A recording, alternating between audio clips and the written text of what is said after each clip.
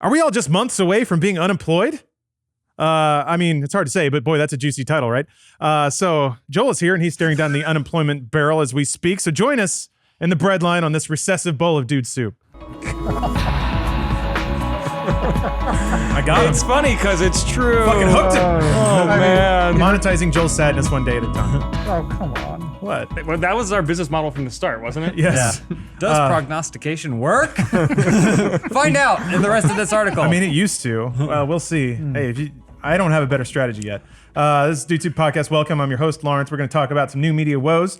I'm also going to have Joel read a very long missive from somebody that... and the font is so small. They care a lot about My Little Pony, specifically Twilight Sparkle. Was this a letter to y'all, or was this just It was an something you found open online? letter to the My Little Pony community, stating that certain boundaries should be respected. Well, Joel, since you already have it memorized, maybe you can TLDR it for us? No. Okay. You'll enjoy the story time, I promise. Once it gets going, the time will fly right by. I'm your host, Lawrence. I'm joined by Joel Tap Dancing Soul Rubin. James Never Takes the Blames Willems. That's true. And Adam, you wish you had him Kovic. You write these beforehand? Yeah. Okay. No, I don't. Man, if I made them up on the spot, they would not be. They all kind of rhymed. Kind of. Well, Yeah. I'd say mostly. Like Dr. Seuss level. Had I would to say look- he just made up words, that lazy son of a bitch. He was also a womanizer. Yeah, what the hell is a sneech? This podcast is sponsored by three fine sponsors: Burrow, Stitch Fix, and the movie Alita: Battle Angel. You can save $75 by going to burrow.com/dude. You can get an extra 25% off of your Stitch Fix box by keeping all the items in your box when you go to stitchfix.com/dudesoup, and get tickets to the smash hit of the winter, Alita: Battle Angel, now at AlitaTickets.com. We'll hear more from all those sponsors later. First, Joel's here. Joel's yet again on the severance package circuit. Yeah. Oh man, y'all really have me on only when it's bad news for Joel. Basically, when there's like a lot of free time in my schedule is when I get to come down well, I was here. going to say, You when asked. when you're busy, Yeah. you can't come down here and be on our stuff. It's true. Joel did the really nice thing. Jess and I visited the family. The family Rubin. Yeah. I love your little baby. Always very sleepy. Dana, always lovely to see you guys. He's very awake last night. But I remember before we left, Joel's like, don't make me beg. I don't want to beg. He's like, but if you guys ever want me to come by. You gave me that same speech. well, it's too. because every time any of you come over to my house, and not like we haven't invited Lawrence and Stephanie over, they just never come. Huh? We invited you guys. I mean, you over invited sometimes. everyone this weekend. Yeah. This weekend, I had plans already. But anytime anyone comes over, it's always like, come down whenever you want to come down. And it's like, I don't want to just show up at the I door and know. be like, hey guys, I want to be in We'll something. get you a badge.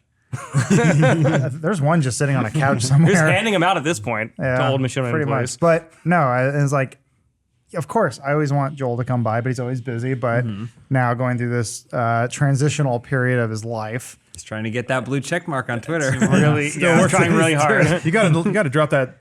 You're more renowned than the other, probably more important Joel Rubin. So I think that you. One's a one's a journalist, journalist. and one's a congressman. So It's 2019 America. Those people don't matter anymore. New media tween heartthrob. That's like that picture that someone posted on the subreddit of Elise with an I Williams, who's like a tour guide for the like Harry Potter world or something in Disney. And I was like, that's the real Elise. yeah, who's got a better job? Bigger check mark. But here's some background for why Joel is gracing us with his presence today. Do you need to Omar, read if you will throw it to the info cam. There's an article on The Cut they published today. It says as many as 2,100 people have lost media jobs in the past 2 weeks. There's been a massive culling of new media jobs. And there's been a lot of speculation as to why that's happening. Here's a bit of an excerpt from the top of the article. While the company's reasonings behind the mass layoffs aren't identical, there's a common thread. The cuts have less to do with the talent of the workers, as we all know. Joel's very talented, and more to do with financial imperatives and the whims of investors. THR reports that Nancy Dubuck, CEO at Vice, seeks to decrease spending and increase profitability. Shocker. HuffPost Yeah, we all want to do that. Yeah, right. It's a brilliant strategy. Told, no, it's all right. Told CNN that the site is, quote, investing its talents and resources to areas that have high audience engagement, differentiation, and are poised for growth at a time when our mission means more than ever, end quote. And according to BuzzFeed CEO Jonah Peretti, who reportedly suggested that employees bring dogs to work on Monday as a means of raising morale, BuzzFeed is, quote, restructuring to, quote, focus on the content that is working and achieve the right cost structure to support our multi-revenue model. So that's, I think if you take that at face value, it's just like, we need to make more money and spend less, so we're canning people. What caught my eye is this article from Variety a while ago. That Pull it up is- on big board. Yeah, pulling it up on the info board. So this was a few weeks ago, but it basically details. It's from Variety. The headline is "Can Hollywood's biggest media companies avoid getting crushed by debt?" It basically dives into how all of these media companies, since they are now competing with Netflix, who was able to ride a bunch of like very risky and lucrative marketing deals. God damn it, swipe. Sorry, I accidentally grazed the touchpad with a finger and it made everything go crazy. Windows. Yeah, it's what makes my wife go crazy. Blah, blah, blah. Which one, your wife or your girlfriend? Breaking news. That's a dude soup first. But yeah, Who's your mistress? in an attempt to compete with Netflix, who has taken all of their Oh dear God. it's scary, this graph, and we'll go into that in a minute. But essentially, to try and bite off some of Netflix's market share, which they got to by licensing content from the companies that are now competing with them, they are just taking on loads of debt, which they did years ago when the interest rate was very low. Now that the interest rate appears to be climbing back up, we might be headed into a recession. These companies are freaking out, trying to buy back all of the debt, or at least basically board up the windows. So I've seen a lot of speculation in articles from like people from Defy and other sources that are like, I know why this is happening. I honestly think this is the major reason that a lot of media players, AT&T specifically, at $183 billion in debt, leading into a recession, has gotten a lot more risk averse and is willing to shed a lot of millennial talent. Some number crunching. That's so it's a total. All these companies together is a total of $381.4 billion in debt. That's Successful crazy. companies on the planet. Yeah. Capitalism. It works. So the article makes that Should. the article does a good job of breaking down how taking on debt is not bad by itself in the right market, in the right circumstances. And back when they did it, it was the right market with the right circumstances. Those circumstances are now changing. So to avoid all of that crashing down in on them and having their debt bonds like rated lower and lower and then basically crashing the debt economy, they're now laying off people, avoiding taking on more debt, trying to basically make all of their costs even out. And part of that is Joel getting thrown out on the street. So Head count. yeah, so we're part of AT&T too, like Joel was briefly. I'm sorry. It was a hot 2.5 months there. I keep doing side mentions because it is fun to trivialize your suffering. But He speaks for us all. Not all of us. but yeah, so it's boy, reading stuff like this really does remind all, or me at least, that I'm just a fucking pebble in a national park of money, and that these decisions and these movements happen way above my head with just people who are sitting in business meetings that I'll never ever hear about in my life. They could check us off a list and not think twice about it. And companies 10,000 times the size of us could also be checked off and go, sorry. But if that were the case, if they could just check us off the list and not think twice about it, why are they like? What are layoffs the quickest path to getting rid of your debt? Then I think it's the quickest path to making the books look good right now. right, because you can just fire or lay people off immediately, and then you can clear off several $1 million, tens of millions of dollars off of your debt. Although, well, I mean, I don't know how studio finances work. I would guess. So yeah, I'm not a businessman. I'm not an economist. But maybe if you clear up that revenue or you clear up that payroll money, then you can put that towards buying back bonds, buying back stocks. Which James, you were mentioning there was an article that like the windfall of tax revenue people are getting is mostly going to bond buyback. Yeah, there's no raises have been going out in 2018. No one's because of the new tax incentives and everything, the new tax plan. It's just companies are just using that extra money to buy back all of their stock so they have more control over everything, which short term seems great. Boom, they send you an extra check for all your stock, but it actually means long term you're getting fucked. Yeah. And also means the companies aren't investing in themselves yeah. long term because they're just buying back their own company as opposed to putting the money that they're saving via the tax cuts into, I think you mentioned this in the script a little bit, research and development if it's you know, tech or pharmaceutical, IP generation if it's a creative company or a I don't know, smart startup. They're also de-investing you, the employee, in the company itself too. Because why would you be concerned with its success if you have no true financial stake in it? I mean, yeah, isn't that just being a wage slave in America? So brief quote. This is the last. I'll like dive into the weeds on the business aspect of it, and then we can go into lighter hearted How fare. can you not be staring at Jake? I'm staring at Jake Gyllenhaal this whole time too. Look at those eyes. What's he thinking about? He's beautiful. Like a puppy dog. Do you guys see man. Velvet Buzzsaw? I haven't watched it yet. Is it good? That's all right. It's pretty Okay. Same guy did Nightcrawler. I enjoyed that film. He was Yeah. really good in it because he's good in everything. Rene Russo killing it still. Anyway, so yeah, right. Quick excerpt here. This is from the Variety article. The stock buyback binge the last 15 years has been fueled in part by borrowings because the cost of credit for well-established businesses was so low in a generally low interest rate banking environment. Companies under pressure to trim debt are, not surprisingly, vowing to put the brakes on future stock buybacks for the near term. Buybacks have started to draw more attention on Wall Street amid worries that corporate leaders who receive a large portion of their annual compensation in stock options are given a counterproductive incentive to spend their corporate resources to keep the stock price high rather than invest in R&D, IP, and other forward-looking initiatives that can be vital to a firm's long-term health. I don't know, that sounds pretty selfish. Why would a human being do that? Yeah, that's my favorite grift of like the libertarian mindset that if we just take all the rules away, people will do the right thing. Whatever. I'm not And the gonna- ones who don't deserve to fail. Yeah, exactly. Everyone gets what they deserve in a pure economy. Bring back trickle down economics. It works. Yeah, we're in the The middle of fifth it. time So doing it. yeah, I feel like I've seen a lot of kind of like I alluded to earlier, a lot of, especially for the people who are con in it, like Joel, a lot of belly aching and woe is me.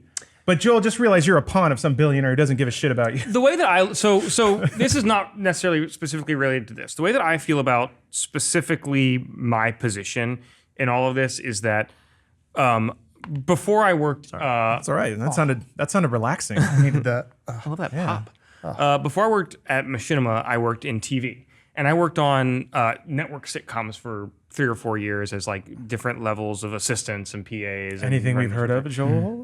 One show made it to air. It was a show called Crumbs, starring Fred Savage. Wow. Yeah. It was Fred great. Savage. Fred Savage. very And Jane same. Curtin was on that show as well. But we only aired a couple episodes. Nobody ever watched it. Michael B. Jordan?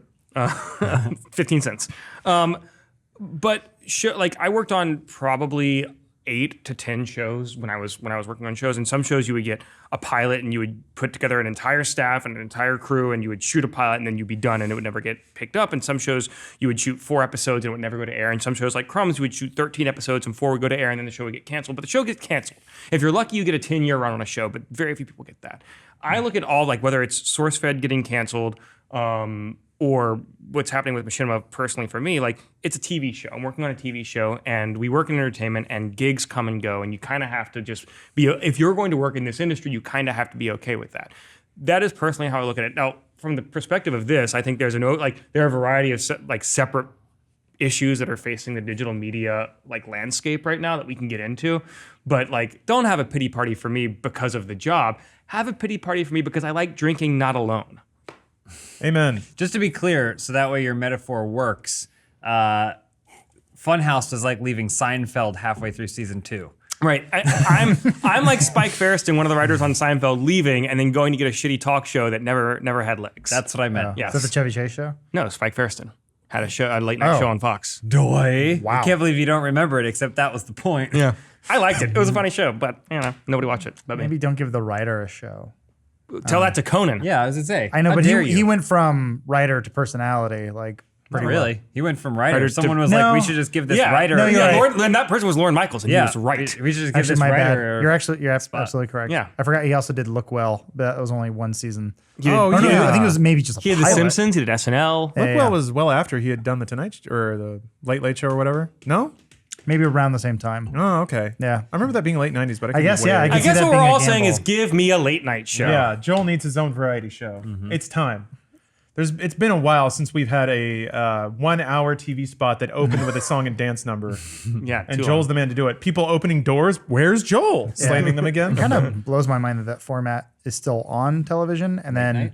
yeah, just because it's like Old they're- people. Well, it went. I think Conan, the TBS version, went from an hour. They dropped it down to half hour because people's retention is just so. Have you watched not the there. new Conan? I have not. I haven't. I want to watch it because I want to see what's like weird and different about it. You know what works actually is things like John Oliver. Yeah, well, Where that's it's different kind of show. Though. But I'm just saying it's once a week. Or It's even still, Seth Meyers, like bits can break out and still get YouTube traction. and yeah. stuff. I watched all of Conan's travel show. He's Oh, did yeah. like a travel show, heard and that that was good. works. And it's all on Netflix. And if they had things like if Conan did a show like that where he just, I mean, he could do. There's a version of what he does that he He could got to be easily in a do on a K-pop streaming video. network. God damn it. He did. I'm Yeah. so pissed. His- and also the Spanish. Telenova. So, yeah, I was Yeah. gonna say. I see I see the YouTube clips He when they earned it. pop up, but it's like, I never tune in for anything of like, gather around, children. It's 11 o'clock. Time to watch the redhead man talk at us. Like, because 9 times out of 10, it's going to be a miss and not a hit with like the opening monologue. And then you're like, and if you don't care for the guest, then you're like, there's about 5 minutes of digestible content in this. But that format is like, we must do it this way. Colbert, you're doing it this way now. And it's like, it doesn't exactly thrive in that format.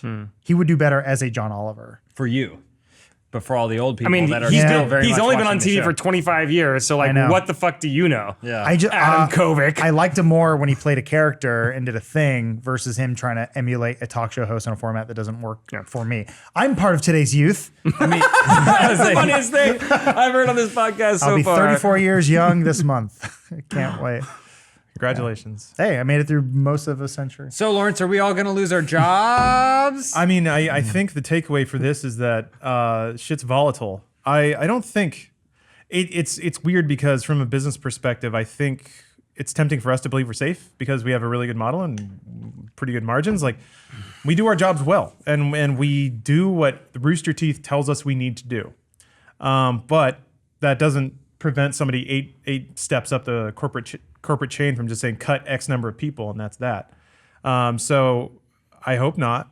But if Warner is expecting us to compete directly with Netflix, that's going to be an ouch. That's going to be an ouchie. I don't know that we can do that. I'm curious, kind of like Joel was saying about bouncing around. I'm curious after this, we go do something like if I could ever work a job again where the analytics Get out of here, Jake. and like the financial optics aren't so clear. Oh yeah. Because, you know, and we've talked about it before, even in this very building where there are people working on things, spending money, and we're all sitting back like separate from it going like, how does anyone think this is going to work? But I think a lot of people just go, they don't care. Like it's their gig. That's the I gig do that this they're job. doing or whatever. But so- man, it's weird. Like I think that I mean, structurally, that's one of the fundamental problems with our business is a lot of the employees of these companies just treat it like they would a 9-to-5 or a normal gig. Whereas, like, if we're really struggling to survive, you need to give everyone who's working skin in the game. You need to give them some, like, and I don't mean like bullshit stock options that might be worth nothing at some point, although that helps, but like actual ownership stake in the company. And stock options kind of function in sort of in that way, but not in the immediate short term. Like you want, you know, for clarity's sake, like the way that our stock options worked years ago at Machinima is that they granted us options, but you had to stick around for 1 year for a quarter of those options to vest. And then every month, 1/48 of those options continued to vest for the next 3 years. So you had no no ownership incentive in that time, in the first or second or third or even fourth year to see success other than not getting fired. Whereas if you give someone ownership stake in how the day-to-day of the company is doing, whether that's a share of ad revenue for whatever you book on the content that you're doing or some other model, it gives them much more incentive to like hustle their ass off, do the job right, build the audience, stay profitable, keep costs down themselves without having to cut their employees to profitability. The problem with Machinima, I felt, was they could have paid me whatever they wanted to because I had a pretty sweet deal when I worked there. I had they put me on a talent contract. I don't think I've ever talked about this before, but like it would have a substantial raise every year. And I was like, this is great. But it got to a point where there were so many fuck ups at that company. And I was sort of at a point, I was the face of this stuff of being like, people are laid off, explain it. And I'm like, it was just hurting my soul too much. And I'm like, I don't think there's any amount of money I could have taken from that I'm Yeah, like, there is. no. I like honestly, I was like, because I'm like, if I'd stayed there and just shut up and just nodded my head and been like, I probably would have been sitting pretty damn because the contract they gave me was Sarah Sanders is still getting paid. boom Political.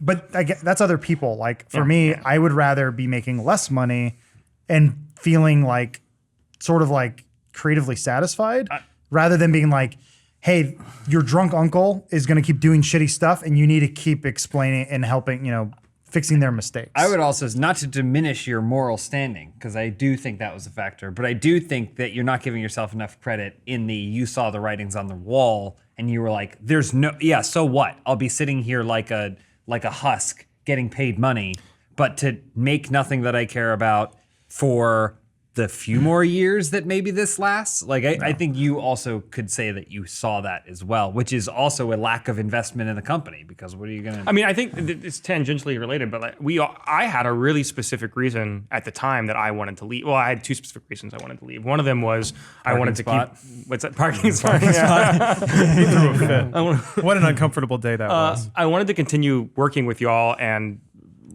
we could, I don't know if you want to talk about this or if this is the topic of the podcast, but eventually start our own thing. No, we were gonna, this whole idea. We spin off into little personal anecdotes about what happened when. The other really specific reason that I was ready to walk away from Machinima at the time was because the writing that I saw on the wall wasn't that this isn't going to work or this isn't going to be successful, but the company started moving away from doing the stuff that I enjoyed doing, which was owned and operated, developed in-house in-studio content, which is what we all liked doing. Well, that was the frustrating thing, was we were doing it correctly. And we were profitable. We were clearing money and asking for reinvestment. We were like pounding on the wall being like, we're getting you numbers, sell it. And they're like, no one's going to buy you. Yeah. And we're like, okay. Well, and then it wasn't operating at the scale I think they needed to operate at to change the business. And broadly, the company was looking at, I mean, again, this is how I saw it. The company was looking at trying to get acquired by somebody. So they were cutting employees, which frustrated me, specifically cutting a lot of employees in the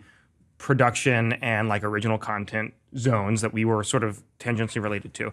And they were doing a lot more distribution deals, meaning what that means is we wouldn't be making content. We would be getting shows that other people had made that we didn't really have anything to do with, and then putting them out on our channels. And that's just not an interesting business model for me. It's not a cool job for me. Well, it almost made it seem like the position you wanted to be in was not working at the company, but working somewhere else, pitching to the company. Yes. Because you get paid more. And you would also You actually get to make the stuff that you want to make. And we had spent, and all of us had spent years building up, whether it was the Machinima channel or the Inside Gaming channel or the Prime channel or Realm or whatever it was, spent years building those channels up to create content. And then those channels were getting sold without our approval of we're the ones that built the audience. We're the people that made the shows that brought people here.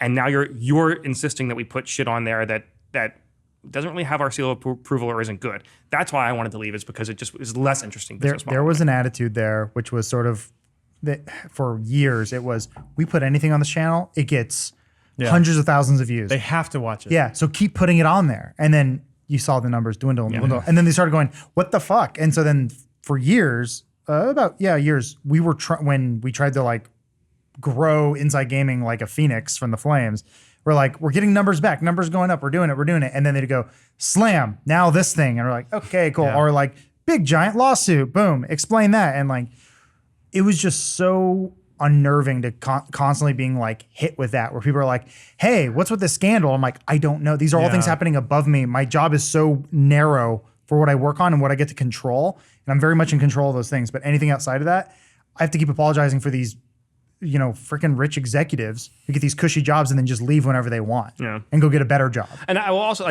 just to sort of tie this back up, and then we can get back into I need to put a your bookmark in real quick to make some money. But the reason that I was enticed to come back is they said, we realize we haven't been doing O&O programming. We want to start building IP again. Will you come back and develop shows? So that's what I had been spending the last year on. A lot of that stuff is never going to see the light of day, unfortunately, because we had to close up shop. But Crumbs season 2. Crumbs coming back. From the lost episodes. Fred, let's get the gang back together. This number. But Ben Savage will pick up. He'll be like, I'll do anything. Yeah. Oh yeah. Was he in Girl Meets World or whatever? Yes, he was. He's what a hot property. Michael B. Jordan. Anyway, speaking of working on what you want, build what you want with Burrow Couch Company. You can go to burrow.com and customize your couch, because it's 2019 and you shouldn't be sitting on something that's not customized to you. Burrow is a couches by mail service, because everything arrives in a box from the internet now.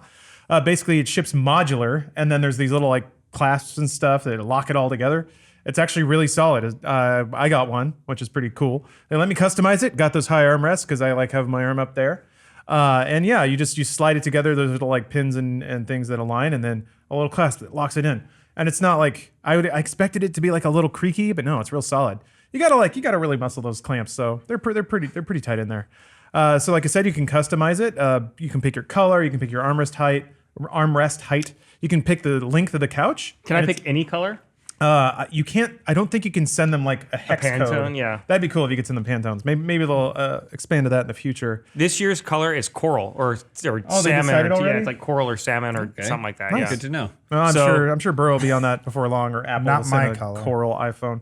But it's also expandable since it is modular. So you can start with the left seat, and as your seating requirements grow, so too can your couch, one section at a time.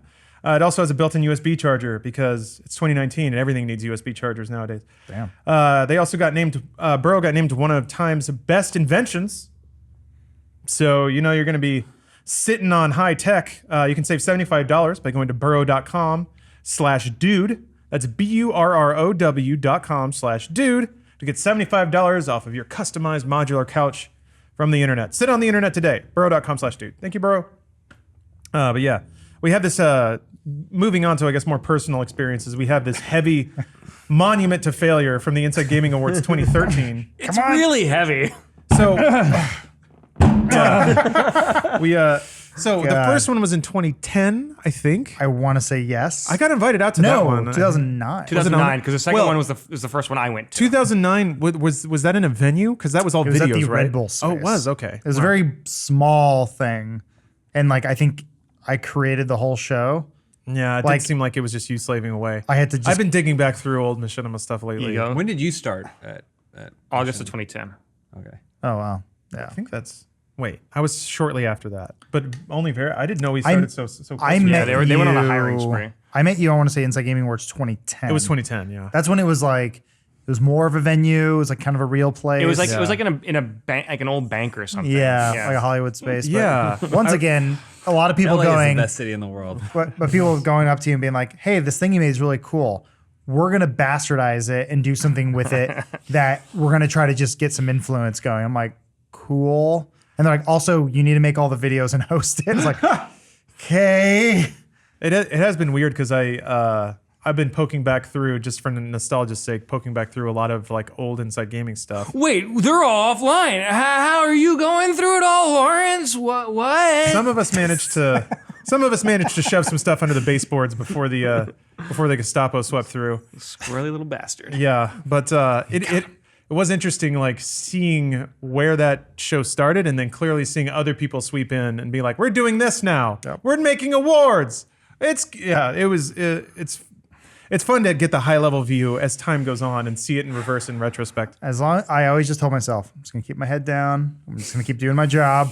As long as I keep doing that, people won't hate me. I remember 2010 was Machinima hadn't paid any of my freelance invoices in about 2.5 months. So I was down to my last dollar to pay rent. This thing costs hundreds. I know. You found, here's your invoice. They did book me to fly out to LA though, which was weird. And then so I landed in LA, went to go get a rental car, and they were like, "Okay, we're just gonna need your credit card and just put a little hold on that." And I was like, How much of a hold? And they're like, "Well, at the time I was like under 20, whatever the cutoff is before they stop holding shitloads of money. Yeah. And I did not have that much room on my credit card. So they're like, "Yeah, we can't rent you a car." So I was like, "Cool." So I just walked out and kind of stood in the dirt for a little bit, and then looked up on my phone where the nearest train station was. It's about like 2.5 miles from the airport. So I just walked, got on the train. Welcome to LA. First time down in LA. Took the train/bus all the way up into Hollywood. Oh my God. Somehow made it to the event. And then Justin, an old guy who used to work at Machinima, awesome dude, he immediately tasked me with like basically shucking all of these blister packs of headphones. Yeah, they have free headphones Yeah. out here with little mics in them. Yeah, they got What was like that a company? They got a pallet of promotional headphones. I and he think was they like, went out of business. You like, got to unpack all couple these years and set them later. up. For Turns out the they shouldn't gaming have given away stations. so many headphones. And I remember it was like, I didn't have a knife. So I was like pulling open blister packs with my bare hands. And like, they were sharp. So I got all these cuts on my hands. Welcome to Hollywood, baby. Yeah. I can't believe you're still here. I guess you left for a little while, but like, yeah. And I also hadn't eaten in like 8 hours. So when the bar opened, I was like, this is the only food I could get. And I thought, what is the most nutritious thing I could put in my body? Whiskey. This is why I Screwdriver, believe because it this has is- orange juice. This is why I believe we'll have careers and YouTubers will not.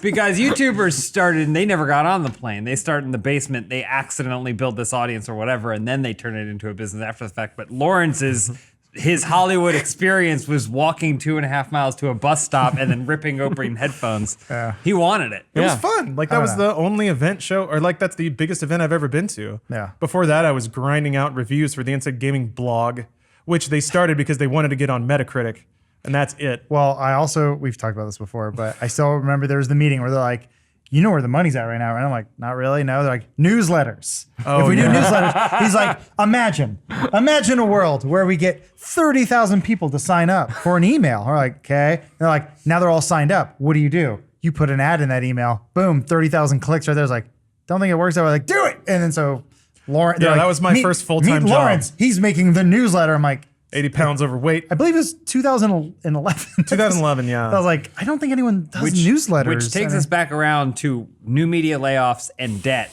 is because the only people who succeeded were the people who are too big to fail, and the people who brought that snake oil shit in and sold some other naive person at some other company that had a lot of money that they were willing to spend on an ad on a newsletter and trick them into thinking this is how it works. Hey man, I killed Still that happens, newsletter. bro. My open rates were like 27%. Most email open rates are like 0.5.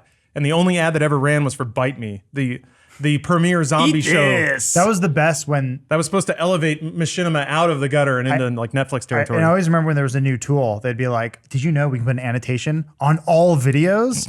And there was an interview done with a developer who had died or he had passed away the following year. oh yeah. And oh no. It was such a tragic.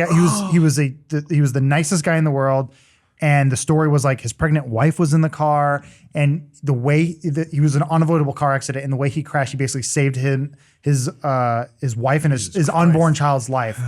And then on the Machinima interview, and giant text over his face goes, "Finish him," because it was for Mortal Kombat. And I remember people being like, "What the fuck?" And I'm like, "Yeah, what the fuck?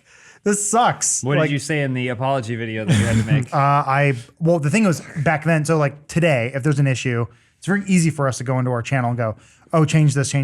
But I remember back then there were so many barriers. So it was like, I would notice there's something wrong with like, hey, the title of this video is wrong, or that you got the interviewer's name wrong. Well, you need Send to an email. submit a request in triplicate to the deployment team. There was which a is, deployment team. There was a team of 8 people. 8 people at least. I remember one trip where they're like, hey, can we get the Instagram login or something like, we were going on a trip. They're like, hey, they want us to do something. They go, well, this one guy has the phone with Instagram on it, so I guess we could send him. I'm like, just give us the login. They're like, he's the only one who does the Instagram. We're like, Can we tell the story about login information? So before that, real quick, Okay. just to tease it out, because now people have to sit through this ad. What? Yeah. okay. Oh, jeez. All right. So real quick. Yes. can we talk about Can that? we tell that? Is that Absolutely. okay? So Okay, cool. Just a minute. Just a minute. I guess So we don't have to name names. No. yeah. You kind of already did. No. I'm saying the person who was. Yeah. Never yeah. mind. I got it. Okay. Yeah, So this podcast is also sponsored by Stitch Fix, another get a box in the mail from the internet service. Stitch Fix is a personal styling service, which is actually really cool. And to be frank, something that my frumpy ass never thought that I'd be able to do. But yeah, when you sign up for it, basically you fill out this little questionnaire. They assign a stylist to you, and they keep a file on you about all the things you like or that you say you like. And then they send you like a curated box of stuff that's supposed to fit your body and stuff like that. You can try it all on, get your own little like try on montage, 80s cover girl sequence in your very own home. Airborne. Yeah. Oh, Airborne? Airborne Yes. has a great montage Walking to Right out- Said Fred. Absolutely, yes. Play Right Said Fred, try on everything, feel like a king for a little bit. And then you return what you don't like or that you feel doesn't fit you or is like maybe a fit or a pattern or a cloth you don't like. Keep what you want. They'll bill you for what you keep and don't bill you for what you return. And by returning stuff, leaving notes, filling out questionnaires and things like that, your stylist will basically keep a history on you and tune pretty quickly to what you like and don't like. My first box was a little off. By box 2 and 3, it was all stuff I liked. So I'm into that. It's also not a subscription service. It can be, but it doesn't have to be. You can just get it a la carte every time you feel like freshening up your wardrobe. And the way it works is the styling fee is $20, but if you keep anything, that styling fee is applied to what you keep. So if you keep anything, basically the styling is free. But if you don't, it's $20, which honestly isn't that bad for just getting like a box of stuff and trying it on. Again, right said Fred O'Clock. $20 isn't a lot to feel like a movie star for a little bit. You can get started now at stitchfix.com/dudesoup, and they have a special promo. You get an extra 25% off the entire box when you keep all the items. That's stitchfix.com/dudesoup for 25% off, keeping all items in your box. So thank you, Stitch Fix, for making me feel like a king.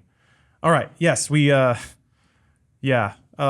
there is another edge to the sword of being giving people liberty with login information.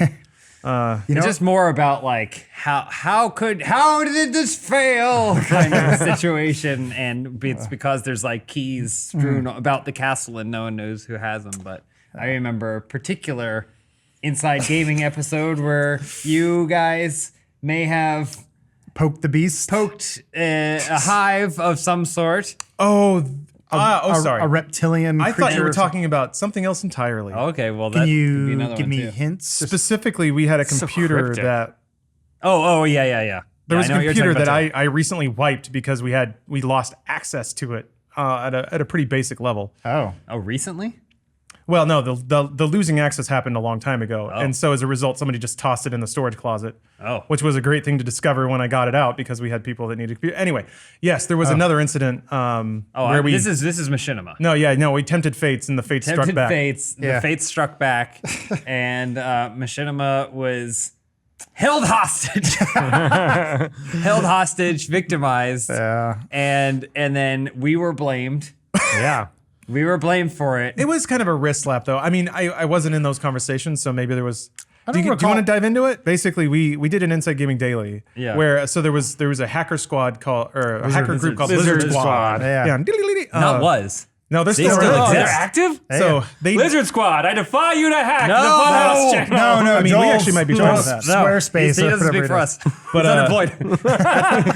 at For the good time, cause. At the time, they were DDoSing PSN over Christmas. Yeah. And like most shitty hacker groups, they said they were doing it to raise awareness of security flaws. Those were his words, not mine. Fuck off, Lizard Squad. Anyway, no, there is such a thing called ethical hacking, but what you don't do is actually attack live services, assholes. Anyway, so they were DDoSing PSN during Christmas, so when people were logging on with their PS3s, they couldn't update and like anything like that. So he basically called them out on Inside Gaming Daily. And in return, You guys like really ripped into them, like absolutely made they were fun of being them dicks. as like little big. Well, never mind. Yeah. but in return, they phished the password for machinima.com out of one of the Machinima executives. I don't know which one. Which, by the way, the website at that point was just It was a nothing. marketing Well, site. except the very day that they got that and like brought it down and like put a hostage message up was also supposed to be the relaunch of machinima.com. Oops. So a press release blast went out saying, everyone check out the new machinima.com. And when you went there, it said like Lizard Squad has taken your website. Because whatever executive trusted that whoever called them and said, hey, we're from the internet company. As I recall it rolling out, it was more that. It was like, oh no, they actually did something. Yeah. And everyone was like, oh shit, well, that sucks. That It they was a actually did really something. basic something. Yeah, that- but they still did something. Yeah. Right? Which the is way- like more than most people do. But the way they did it was more just than most so people do. they And then it was like, basically- oh, how did this happen? And then when we found out how it happened, because one person sent an email to someone else And said, asked hey- for the password, Yeah, I and that think- person Hi, gave them I'm the password. internet. You lost your password. Can Yeah. you give it to us, and then we'll give it back Yeah. to you? Yeah. Hey, I'm the wallet inspector. Can I check your wallet? Here you go. Everything seems to be in order. essentially- He goes, that's that essentially was what happens, man. way too easy. Human beings are always the weakest link in any security. Man, so that machinima.com page. Such Yeah, let's- potential there. let's- We were on let's it go for a on. really long time. Oh, way too Remember, long. It would Yeah. it'd show Inside Gaming and it'd be us, and we were Yeah. doing this for like celebrating our 2-year anniversary. Yeah, we're like, oh, Funhaus is a thing now. And they're like, see things like Inside Gaming. Please stop selling us. Yeah. We're not there anymore. So who's still paying the hosting for machinima.com? Because it's still up. If it's anything like the websites I've hosted, you It's like set, $4 you set a up year. PayPal and then it's just going, my friend. Yeah. I do. goes and I goes. do. Peter Chernin is writing checks every month. Keeping the dream alive. I get really angry whenever I see churn and branding on a viral clip, especially one that I enjoyed from like 10 years ago. The funny thing Damn is, you, I remember Churn. seeing that Machinima page relaunch or whatever and being like, oh, this looks nice. And then I remember looking at the full screen website. I'm like, it's exactly the same.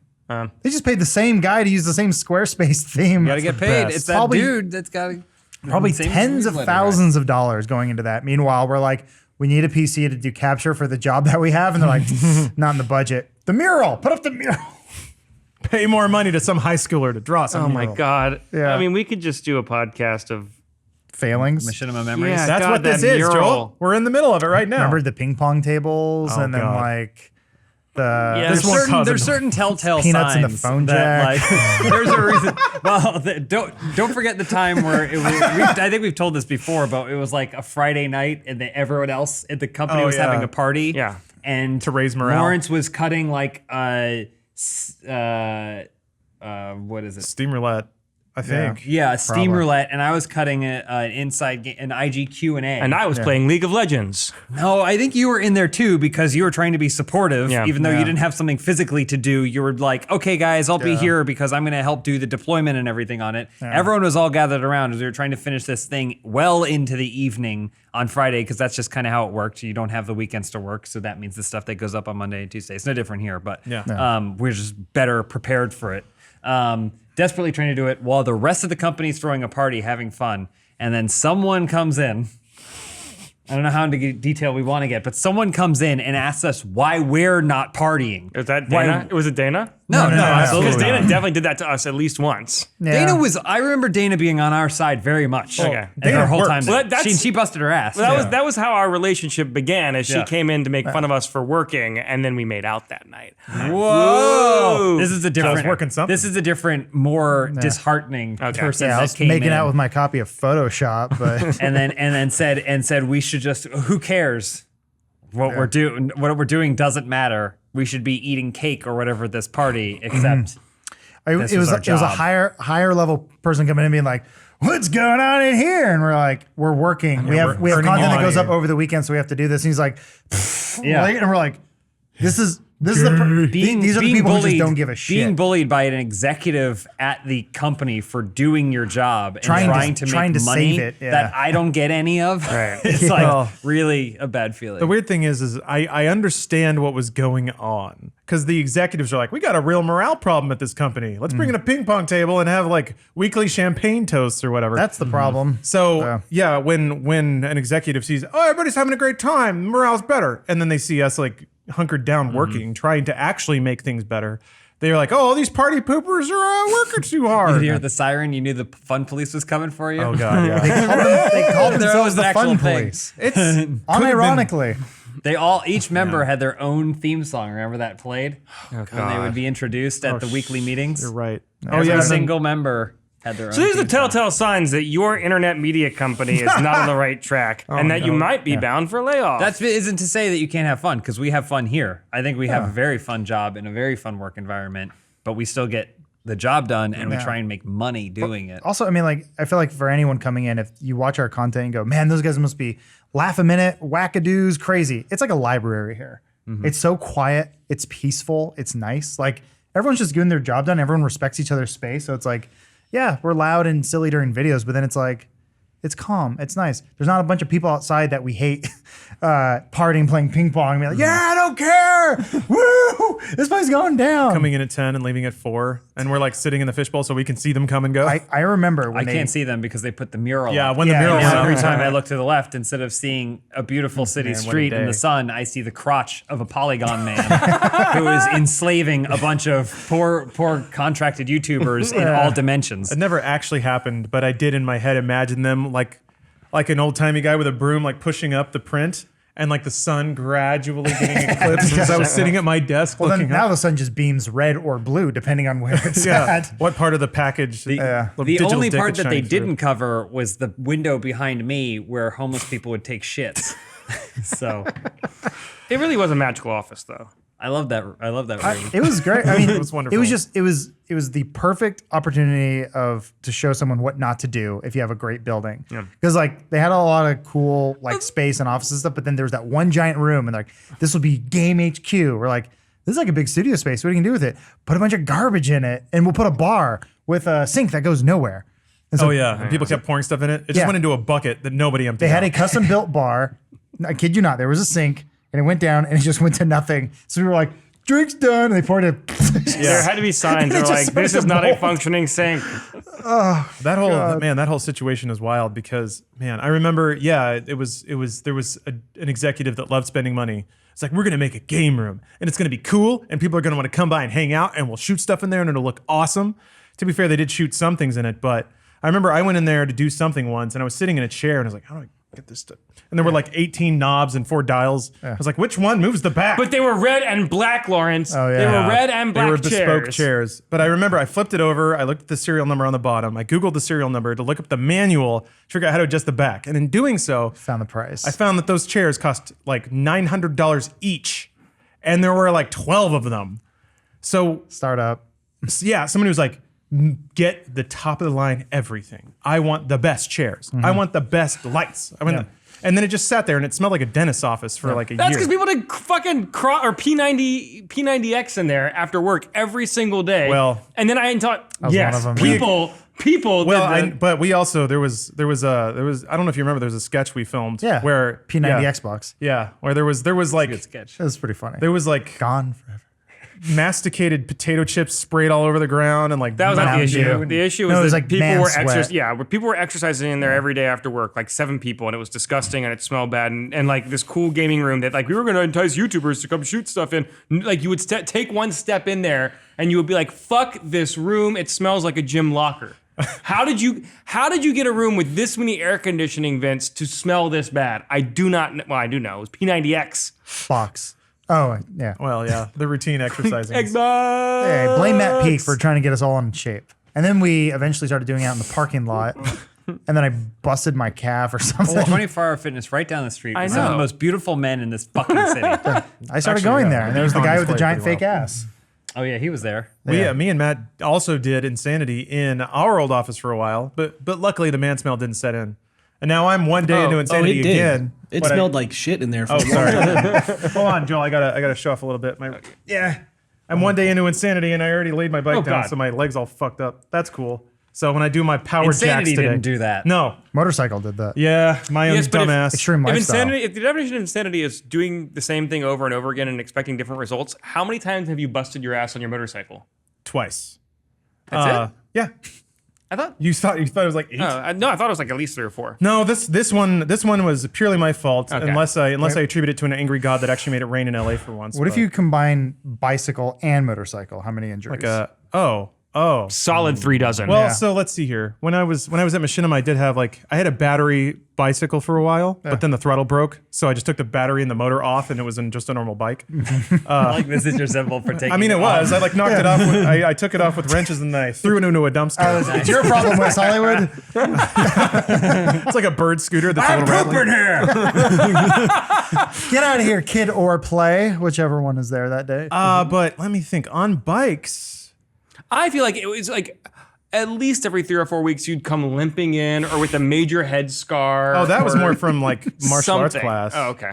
No, I severely fucked up my back for the first time. Um, It turns out like being inverted and being slammed on your spine while you're like trying to armbar somebody, not how the human body should be done. But whatever, it's a process. You learn more about yourself. Do you have any? Look, I'm going to hijack hosting duties here. Do you have any closing thoughts for debt leveraging your way out of a hole that you dug yourself into via digital media? All we had to do was justify the headline. That's it. The Okay. title. You just wanted me here to bullshit about? I mean, yeah, that's okay. what people come to see. I just I need a clickbaitable Gotcha. title. No, for me, honestly, I think we went through a period of rapid expansion, and a lot of people got a lot of jobs because of that. I'm one of them. I think now we're in a period of stabilization / contraction, and that's not to say that anyone got laid off didn't earn their place or didn't deserve to keep their jobs. That's just how the money flows. And that's me being totally impersonal and clinical, trying to look at it from a business standpoint. Is there was an explosion of investment money. A lot of people got jobs on the back of all that money.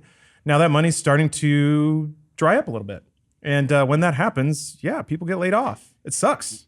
We're also in very much of a shareholders economics pattern where it's the perceived value of a company that's important as opposed to the value of the company.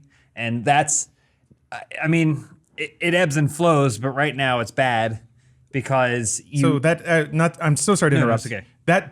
That touches directly on something very factual, which is that Netflix is valued on its subscriber base, whereas every other company is valued on its revenue. Yeah. And no one knows how to bridge that gap of investment perception. But yes, you're absolutely right. So it's a weird situation where it's like, oh, are you beholden to your investors and your shareholders, or are you beholden to your employees? Because a lot of times you get into a situation where a company, it does make money, but it makes 2% more, 2%, 3% more than it spends, which if it's just you, it's a small company or whatever, and you just want to be able to pay for your lifestyle and your employees' lifestyle and slowly grow over time, that's fine. But if you're part of this conglomerate where they have enough money that they could just throw it into the market, which averages 7%, just on average, if you just have money in the stock market just goes up about 7%, I think is the standard. You have to beat that.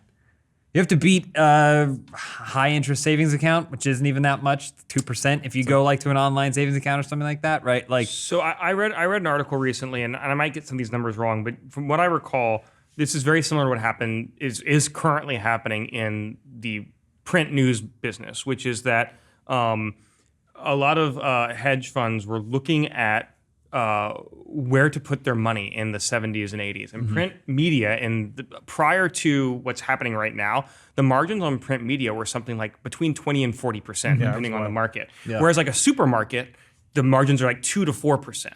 And so a lot of these hedge funds would like buy up tons of small newspapers, smash them together, like centralize certainly like the national news coverage, and then maybe have a few like beat reporters in local news markets, which would allow them to basically create these major, like the Tribune Company, Gannett, not the Associated Press, but there are a couple other ones, Knight Ridder.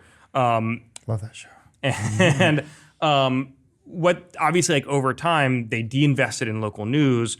They made a ton of money by cutting staff, and like their investments paid off in the sense that in the short term they made a ton of money. But now print media is dying, and all these companies are having to do further and further and further layoffs. So basically, like they were looking at the margins, bought into this industry, gutted it, and now like it's barely an industry anymore. Because anytime something big with a lot of money gives money to something small, it's because they want money out of it, not because they believe in it. It's because they see the potential for investment. Now, when you're comparing that to just general investment that an individual would probably do, you have to considerably beat those margins to make it worthwhile. And even if, that's the big thing, the dead zone of if your company or whatever, your department or whatever it is making 5% in profit. It's not good enough to beat the market. To beat the market. So I've been thinking about this a lot with some people, like some friends of mine, and we have this discussion recently, which is what do you think is the purpose of the stock? What is the purpose of the stock market? Why does it exist? Why does the stock market exist? I mean, why do companies become publicly traded? It gotta give rich white people something to do.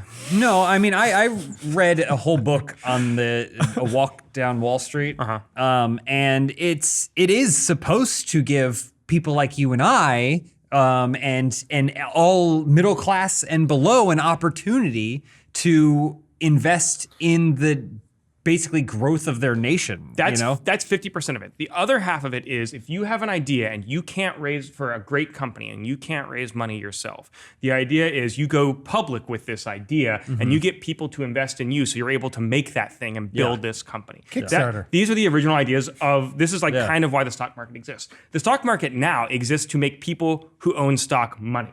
That is why the stock market exists. So companies have a much higher incentive to make money than to invest in their company and to like make a product and do something. It's why for example, tech companies blow up into these billion-dollar unicorns, get bought and sold, and then collapse. Yeah. Now, because it's all a bubble anyway. Everybody's riding it. Everybody knows, but you don't blow the whistle because you're profiting. So it's all about who's going to bail out first. I don't know how to like circle that square. I don't know how to solve that problem of like the stock market is not doing what it's intended to do. And regulation. Well, yes.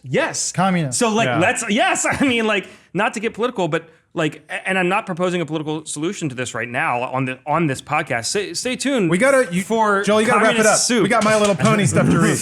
but like, this all gets back to digital media because the reason that these companies go into debt, the reason that they are laying people off, is to increase their margins to keep their stock prices high. Which like, I would argue the purpose of a media company is not to keep your stock prices high. It's to make fucking media.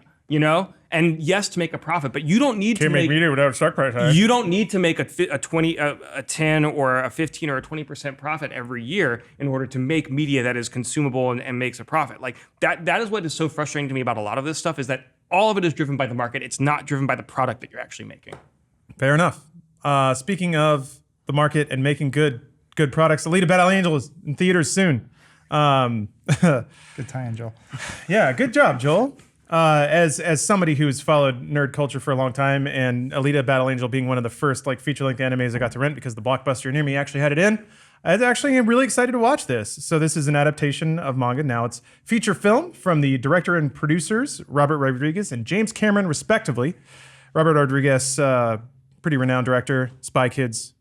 Yeah, nice job, Lawrence. the one you you nailed went it. You got it. Spy Kids. Sin City. You forgot Spy Kids 2. Oh, I did. You're right. And Shark Boy and Lava Girl. Yeah. Man, what a lineup of hits. I want to throw out Desperado just for those listening. I've never heard of it. Yeah, I'm unfamiliar. What are you talking about? Dusk Planet Till Terror. Dawn, was that- What? Yeah.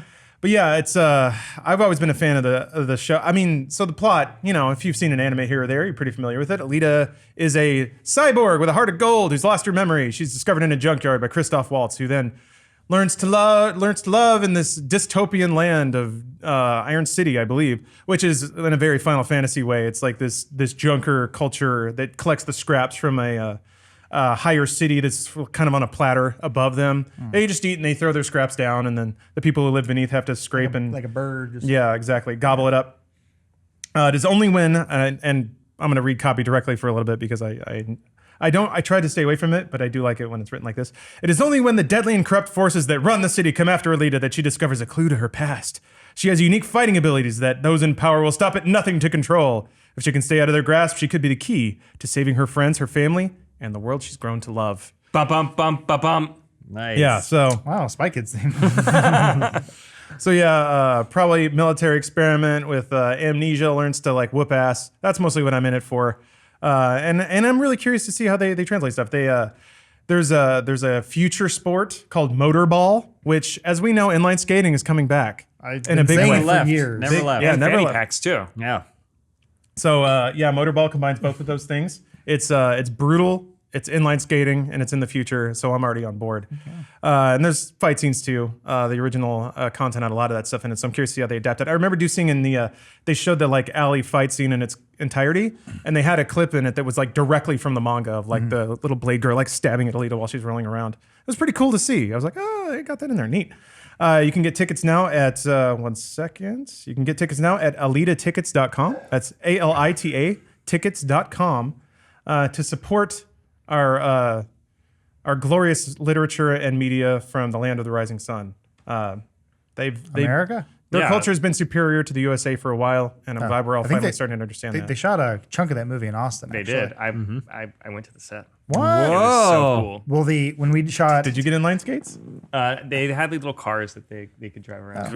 well, I remember when we shot 11 Little Roosters, a lot of the Oh, that's team, right, yeah. they went immediately from that to working with our thing, and we're like, And we're dancing. Sex Fun Shuckle boys. We all German boys. Like, Yeah. so what do you guys do? Like, we made a movie with James Cameron. And, they were wearing- Rob Rodriguez. But I remember asking, I'm like, oh my god, because I remember hearing about that movie 10 years James ago. Cameron was workshopping it a long time I was ago. at a Comic-Con where they were promoting episode 2 on DVD. Oh my God. That's how long ago it was. And I remember him being like, oh, I'm working on this Battle Angel thing, and everyone's freaking out. I'm like, I don't know what this thing is. But I just remember when we were doing Level of Roosters, like, it's got a lot of rollerblading in it. I'm like, I have no idea what's going on. Yeah, they were wearing Makes like- sense in the trailer now. I'm like, Yeah, oh, okay. they were wearing like promotional Alita Battle Angel shirts, and I was like, that is still around? Because it That was hadn't really. 2 years ago? Yeah. So Year it's and a been, half? been That was a workshopped while. for a while. But it's coming out. It takes you guys 2 years to turn around an episode of Dude Soup, right? Yes. Typically, yes. Yeah. So, We actually filmed this 2 years ago from right now. yeah. So- Just as I was leaving. Where's Joel, quick, before you leave. Joel. Yeah, before you leave, Joel, I've got a book report for you. So this is regarding Twilight Sparkle. Okay. This is a serious letter, and I trust that you'll all take it very seriously. Got it. We do have a bumper for this. The wrong name is on it, but Omar's at the ready, which I appreciate. Bruce Reed. It's Joel this time. Should just say Beard Reads. I tried to find I tried to find the project The to change lighting the name. changed. Did you love guys it. see that? It's Fireside Chats now. Yeah. That's Joel, amazing. take us away, Joel. The Yeah, whole take a thing? sip. Clear the boy. pipes out. Just Joel, pretend I'm Dana. Ugh.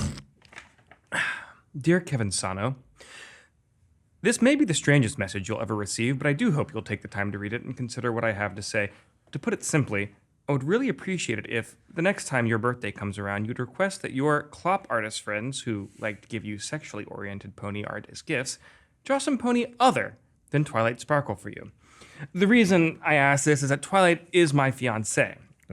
And we're planning on getting married next June or July, should everything go as planned, financially speaking. And yes, I have actually found a wedding chapel that will let me marry someone that most people would consider a fictional character. Now, before you go thinking this guy is either completely crazy or just screwing with me, please hear me out on this.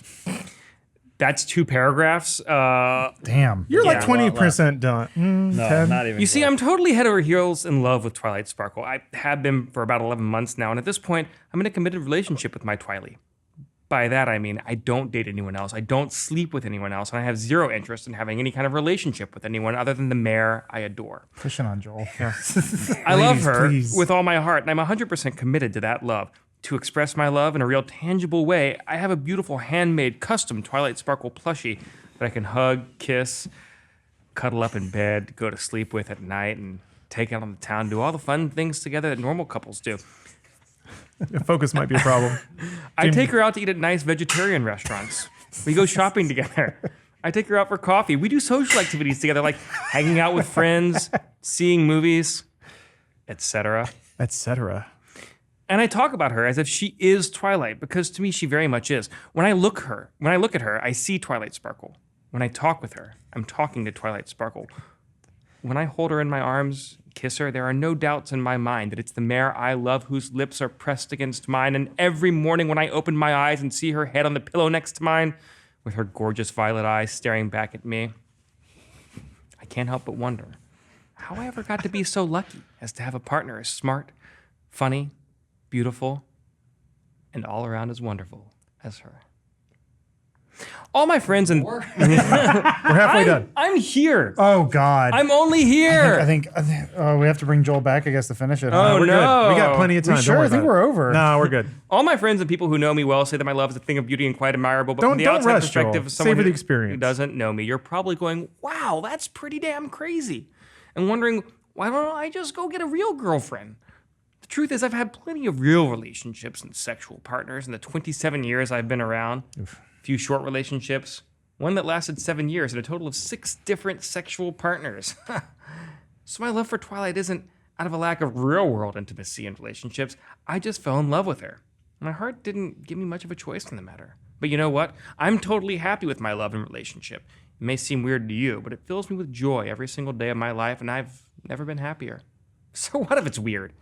If it makes me happy and it doesn't hurt anyone, then where's the problem? I don't think there is one, and anyone who knows me will tell you the same. Now, you're probably wondering why I'm telling you all this and how it concerns you. To you, I'm sure Twilight Sparkle is just a cartoon character you think is really hot.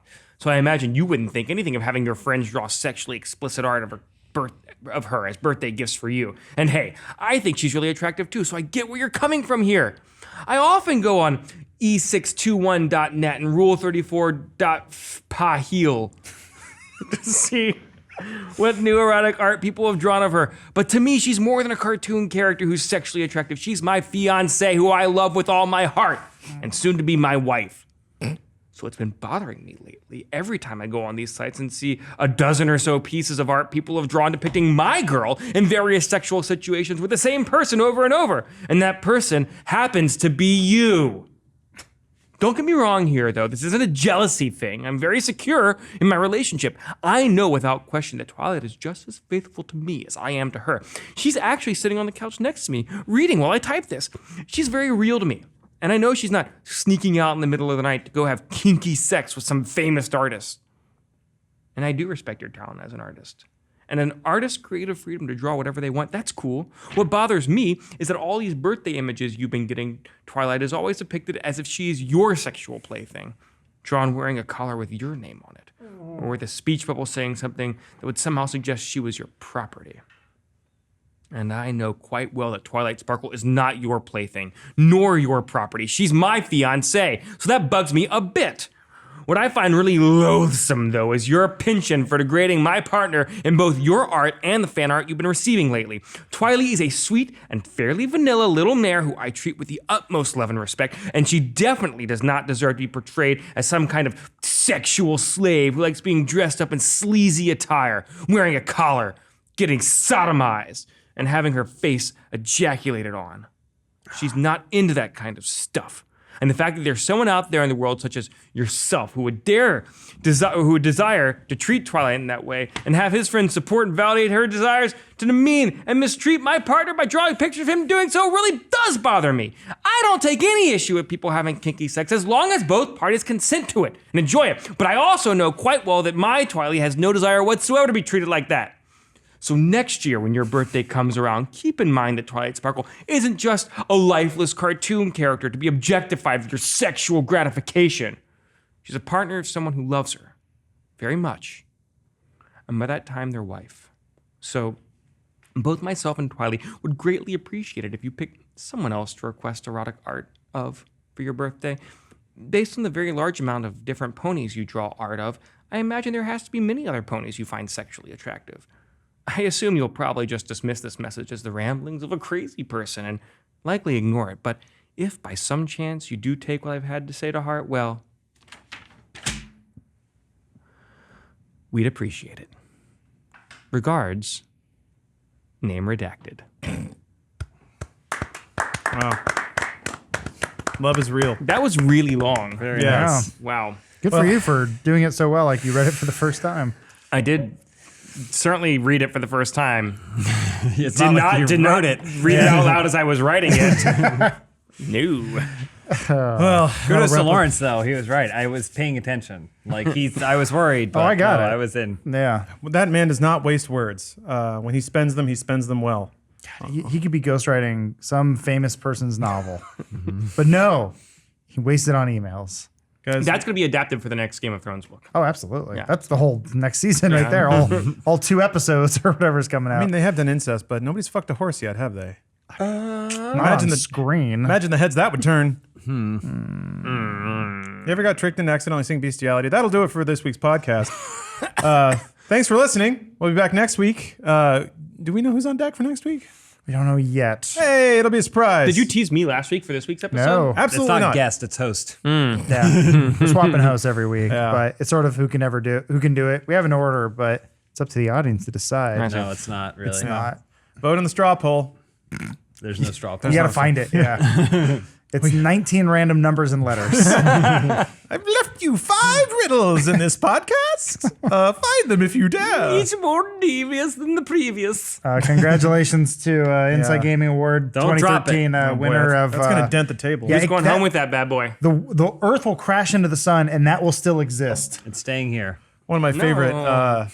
I think he reposted it, but if you look up Garrettson on Twitter at Garrettson, which I don't know, was that 2012? Yeah, yes. We yes. had a Machinima ice sculpture that he Yes. slammed into the No, gutter. he didn't throw it. That Oh. was the people working there. He we took a walked photo. out, we walked out of the building and it was dead and melting in the gutter. I thought that It's he 'cause grabbed they it. ended the award show because they're like, we got to close this place up. There's an actual party happening. So all you nerds get the fuck out. And we're like, okay, bye. And they had a Machinima ice Yeah. sculpture, and the people working here just went, "Huh," and they threw it in the gutter. Like your battery. Oh yeah. God. It's a beautiful image. That's a prophecy in a JPEG, but thank you. I'll take care of it. Thank you for watching / listening. We'll be back next week. If you're watching live, then stay tuned. We got a post show coming up where we can let our hair down. You can talk directly to TV's Joel Rubin and let him ask you directly for money. He'll be plugging his GoFundMe pretty soon here, so stay tuned for that. But aside from that, thank you everybody, and we'll catch you next week. This is how you know when your cat's nails need to be clipped. Yeah, there we go. I knew it was from a cat. So stuff like this, this is someone made Dead Space. This is Dreams. Holy this shit. is the game, very much like Dead Space. Obviously, it's a short clip, but still very impressive that something like this can be created. Yeah. My question